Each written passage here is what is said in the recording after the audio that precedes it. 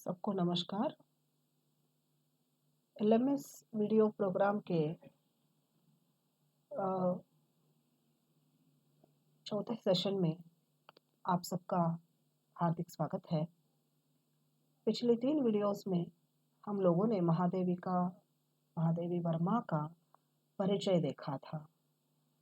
छायावाद का परिचय, महादेवी वर्मा की जीवनी का परिचय तथा उनकी रचनाओं के नाम, शीर्षक हमने देखे थे।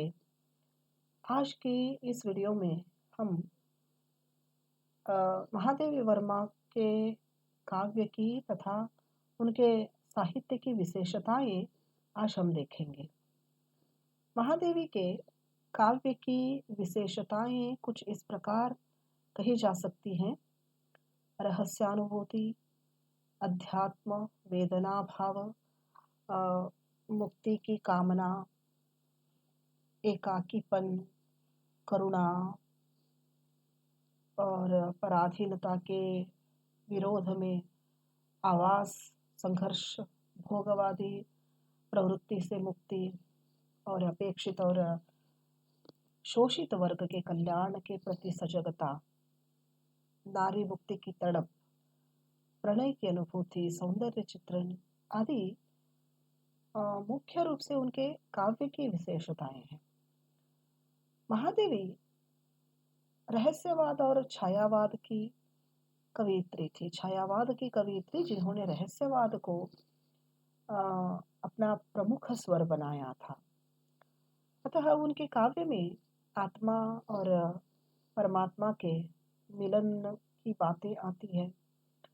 विरह तथा प्रकृति के व्यापारों की छाया उनके काव्य में स्पष्ट रूप से दृष्टिगोचर होती है।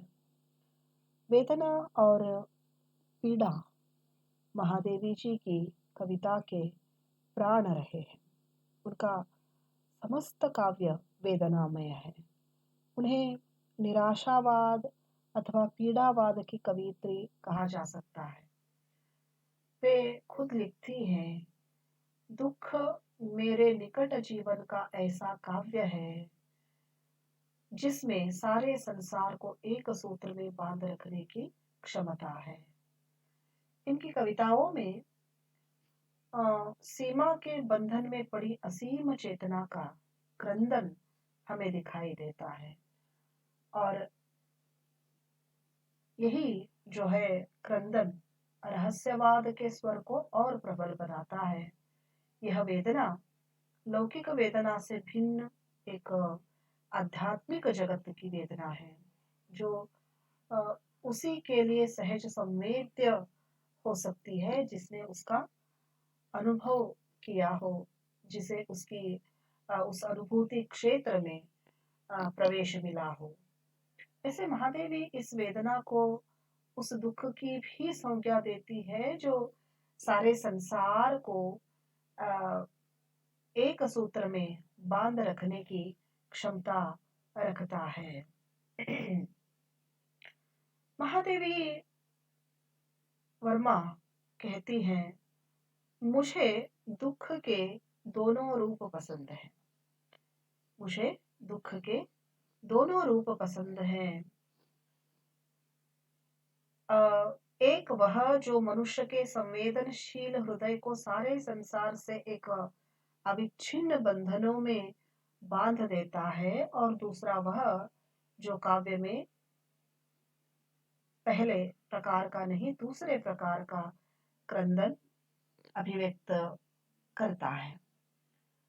तो यहाँ पर हम देख सकते हैं महादेवी वर्मा की काव्यगत विशेषताओं के अलावा उनके गद्य साहित्य की विशेषताएं भी गौर करने योग्य हैं। महादेवी वर्मा की चर्चा, निबंध और संस्मरणात्मक रेखा चित्र के कारण विशेष रूप से होती है। एक अप्रतिम गद्यकार के रूप में अगर उनकी चर्चा होती है तो इसके लिए उनके निबंध और उनके संस्मरण ही कारणीभूत हैं। और इन गद्य साहित्य में, गद्य रचनाओं में उनका गहरा सामाजिक सरोकार हम देख सकते हैं। श्रृंखला की कड़ियाँ कृति जो है वो एक अद्वितीय रचना है, जो हिंदी में स्त्री विमर्श की एक विशिष्ट प्रस्तावना, भव्य प्रस्तावना कही जा सकती है। और इनके रेखा चित्रों में, संस्मरणों में आसपास के चरित्र और प्रसंग आदि को लेकर लिखा गया साहित्य है, जिनकी ओर साधारणतया किसी भी सामान्य व्यक्ति का ध्यान नहीं जाता। महादेवी जी मर्मभेदी और करुणामयी दृष्टि उनकी थी, इसलिए उन चरित्रों की साधारणता में एक असाधारण तत्व को ढूंढना, संधान करना उनके लिए संभव हुआ। अतः इन सामान्य चरित्रों के चित्रण से ये रचनाएं असामान्य बन गई हैं। तो महादेवी वर्मा की भाषा चाहे गद्य में हो या चाहे पद्य में हो, है तो खड़ी बोली, लेकिन संस्कृत निष्ठ भाषाओं की भरमार देखी जा सकती है।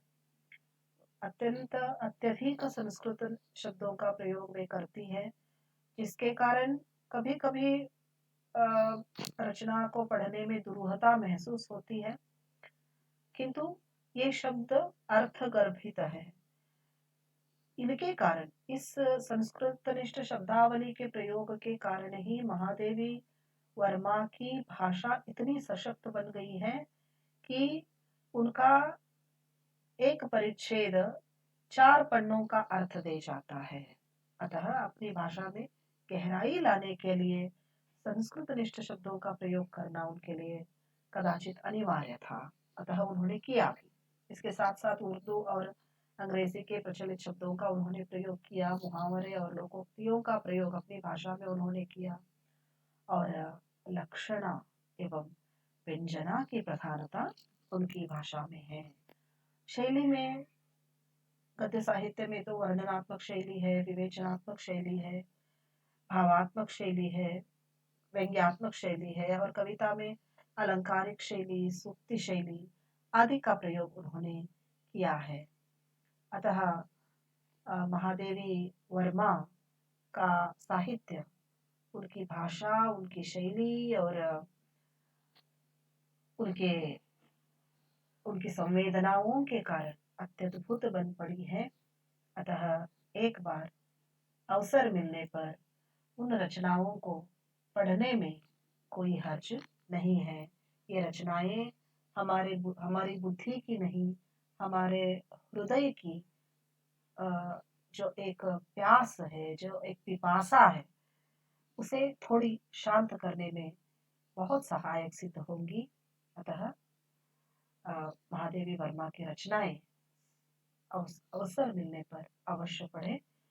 और इसी संदेश के साथ यह वीडियो यहाँ पर समाप्त हो रही है। धन्यवाद।